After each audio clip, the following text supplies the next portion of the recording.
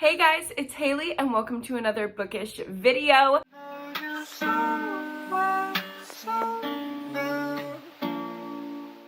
Today I'm going to be getting into my April TBR. That means all the books that I am hoping to read in the month of April. And before we get into the TBR, I want to thank today's sponsor, which is Book of the Month. Y'all know I always get so excited when I see these little blue boxes showing up on my doorstep every single month. If you don't know about Book of the Month, they are a monthly book subscription service where you can get the best price for new release and sometimes early release hardcover books. So if you are a fiend for new releases like myself, or you like discovering new authors, books you might have never heard of, then you need to try Book of the Month. Let me show you what I got in my box. First off, I got the new Megan Miranda. I was so excited that this was a pick for April. It's called The Only Survivors, and I love the vibe of this cover, like the orange, pink, purple. It's so pretty with, of course, the little Book of the Month logo. I love on my shelf over here, I have all my Book of the Month logos. You can probably see them all lined up. I think they look so adorable, but this is their thriller pick for the month. And I also got Adelaide by Genevieve Wheeler in my box, and this is a debut author. I love discovering new debuts from Book of the Month. This is a romance with grief and mental health rep. It sounds so good. And those are just two of the picks they have available for April. There's truly something on Book of the Month for every single reader, no matter what genre is your favorite. They always have something for everyone, and they truly have the best prices. If I can get it on Book of the Month, I will,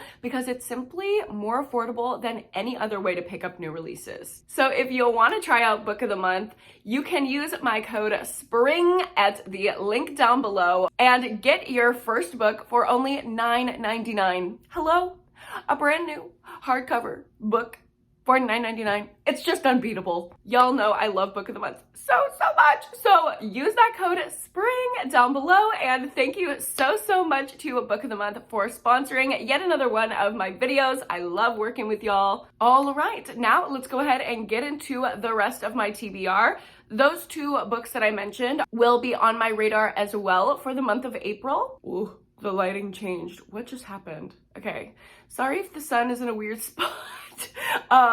Right when I get into the TBR, of course the sun wants to shift, but let's get into the books that I have planned for videos first of all, and then we'll get into just like my general TBR for the month. First of all, I mentioned last month in my March TBR that I maybe was wanting to try out some Sally Hepworth, and I didn't get a chance to do that, y'all. I was so busy in March. So quite a few of these are gonna be like leftovers from my March TBR that I didn't get to. Starting out the month with a Sally Hepworth taste test. This was my thriller pick actually from March, my March Book of the Month box, and this is The Soulmate by Sally Hepworth. I've never read from her before, but I'm excited to do another taste test vlog, especially after the interesting experience I had with Frida McFadden this past month. And that vlog will be going up soon. I'm just trying to get my sponsorship approved before it can go live. So if you're waiting for the Frida McFadden vlog, don't worry, it's coming.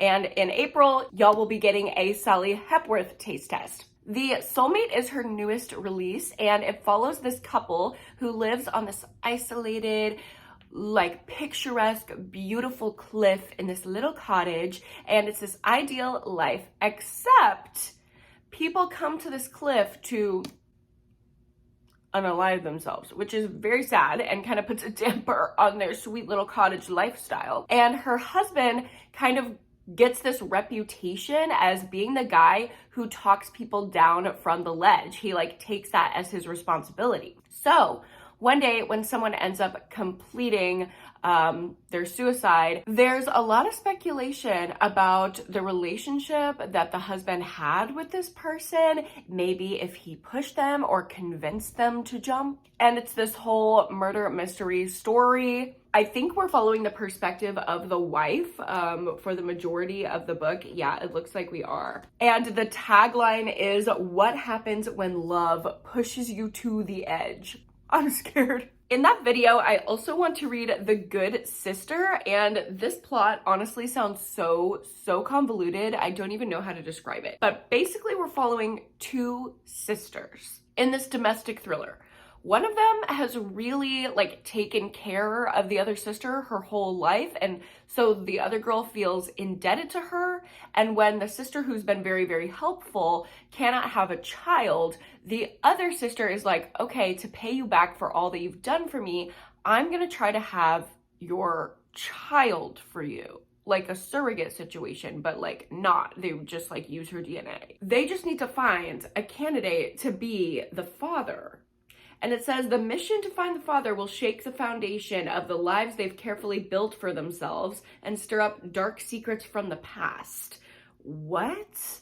I have no idea what this could possibly entail, but so many people say great things about this specific Sally Hepworth book, so I'm gonna give it a try. And the other reading vlog that I'll be hopefully getting to in the month of April is a women in horror vlog. I'm so excited to do this. I've just been eyeing some horror on my shelves, and I was gonna do just a general horror vlog, but then I realized all the authors that I was interested in are female identifying authors. So I'm gonna do a little female horror author vlog, and I feel that that's very on brand for me. So of course we are starting out with an Anya Alborn. I love her so much. Out of all of the books that I've read from her, I've only ever disliked one of them, and one of them is my favorite horror book of all time, which is Brother. So I'm gonna try out The Devil Crept In from her in April. It says, young Jude Brighton has gone missing, and while the search for him is in full swing here in the small town of Deer Valley, Oregon, the locals are starting to lose hope. They're well aware that the first 48 hours are critical, and after that, the odds usually point to a worst-case scenario. Despite Stevie Clark's youth, he knows that too. He knows what each ticking moment may mean for Jude, his cousin and best friend. It's just like the stories from years ago of that boy Max Larson who was found dead, also after disappearing under mysterious circumstances. And then there are the animals that have gone missing out of yards. For years, the residents of Deer Valley have either murmured about or tried very hard not to talk of these unsolved crimes, but the killer may still be lurking around. Now, fear is reborn, and for Stevie, who's determined to find out what really happened to Jude, the awful truth may be too horrifying to imagine.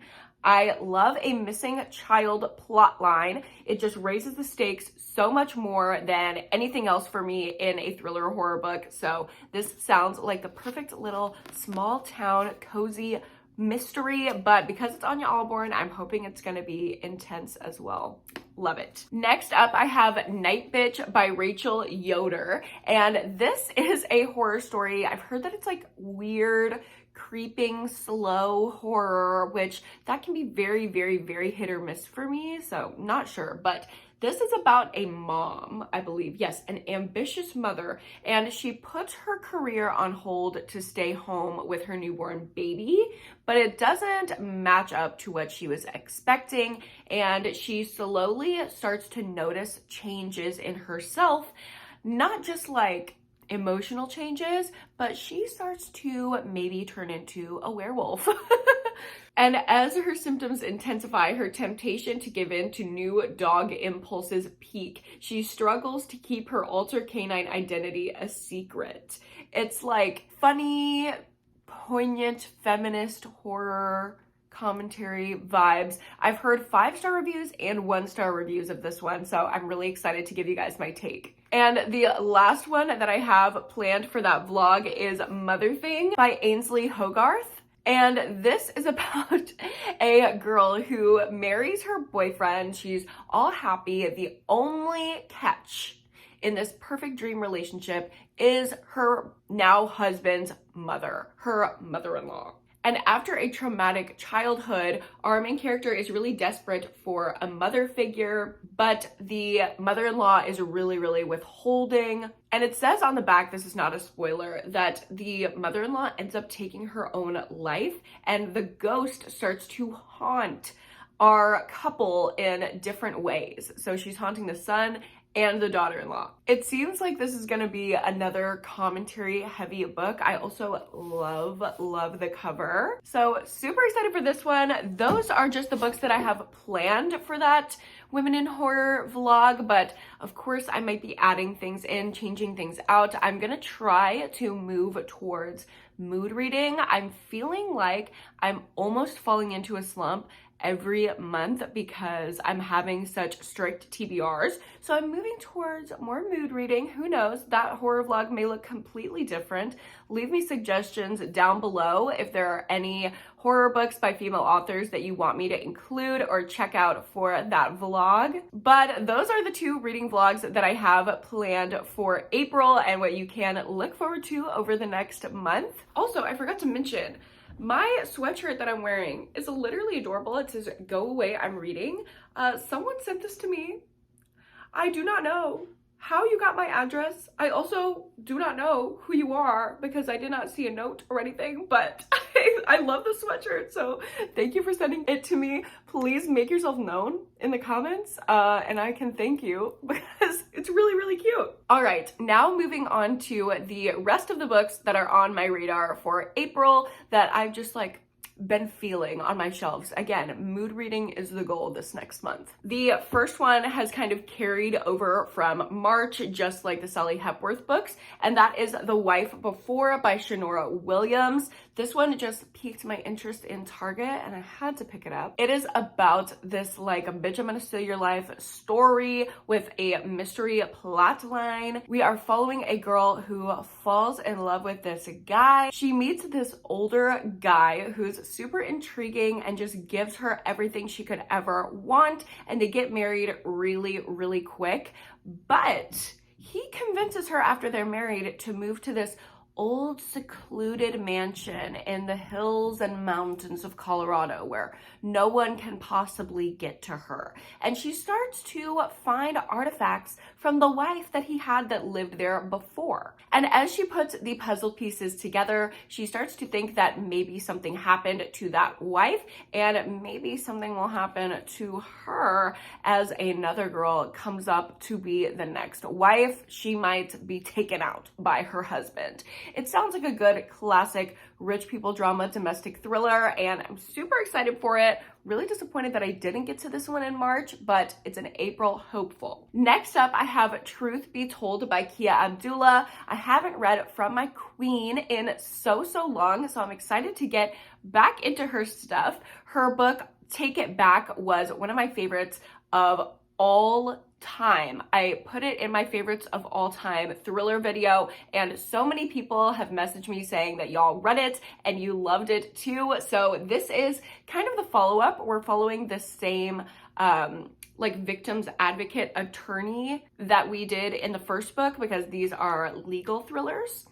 And it says we're following this guy who feels invincible. He attends this elite school in London. He comes from a wealthy family and the world is at his feet. But one night of drunken revelry would lead to something happening that brings about a horrific question. With the help of an assault counselor, Zara, our queen from the previous book, he reports the incident in hopes that it will be the end of it, but it's only the beginning. Of course, Kia Abdullah writes really fast-paced, intense, and twisty courtroom thrillers, so super excited to get into this. She also has a new release out that is also on my radar, but I didn't want to be too ambitious with it, so we're gonna just start there. Next up, I have The Honeys by Ryan LaSala, and this is a YA thriller horror book that takes place at a summer camp, and it's kind of giving the Heathers, Mean Girls, Bunny, there's this group of girlies at the summer camp called the Honeys, and they're creepy and they're cultish, and somehow this younger guy gets whipped up into their cultish antics because they used to be friends with his sister who passed away, and he is getting to know them to hopefully figure out what happened to his sister. I haven't heard the greatest things about this book, but it is such a gorgeous book, and I love a little YA moment to break up everything else that I'm reading that's pretty intense. Just look at this book though. Like, come on. It's so pretty. Even like the honeycomb inside. Can y'all see that? Ugh, I love it. Whoever designed this book, like, deserves some kind of award because I am obsessed with her. Hopefully the inside is as good as the outside. Next up, we have Blacktop Wasteland by S.A. Cosby. I am so excited again to jump into another author that I read one book from that was a favorite of all time, Razorblade Tears, and pick up more from him. Same situation with Kia Abdullah. I read one, it was such a banger, and now I'm nervous to read the rest of their backlist because I'm like, will it ever measure up? Did I start with the best one and now it all goes downhill from there? But Blacktop Wasteland is following a guy who has made a career, quote unquote, as a getaway driver. So people commit crime and then hit him up and they're like, hey, will you be my getaway driver? Like, he's a professional getaway driver. And he's retired from that life. He's doing honest work as a mechanic. And then a former associate comes back up with a can't miss jewelry store heist. And he feels like he has no choice but to get back in the driver's seat. And then of course, things are going to explode from there as they try to navigate this blacktop wasteland. Ooh, it sounds so good. Even just the description lets me know that it's gonna feel like that action movie pacing that I loved in Razorblade Tears. So high hopes for this one. I also have the 22 Murders of Madison May by Max Berry, and this is giving me all of the like time travel vibes that y'all know that I love. I will stan immediately any thriller, mystery, horror, whatever that has that little twinge of magical realism. And my favorite type of magical realism is something that has to do with time travel, time loops, repeating. And this one is about parallel timelines. So we're following a young real estate agent, Madison May, and she is showing this house to this buyer. It's a guy she's never met, but he claims to be her soulmate from a parallel timeline. He tells her she's in danger and that he's come to save her. Later that day, a journalist is assigned to report on her murder, Madison's murder, and she finds herself drawn into a shocking conspiracy of a powerful group of people who have harnessed the ability to slip between timelines. Removed from her own reality, the journalist is forced to seek the truth about Madison May to put a stop to the time loop and assemble the broken pieces of herself. Hello? That sounds so good.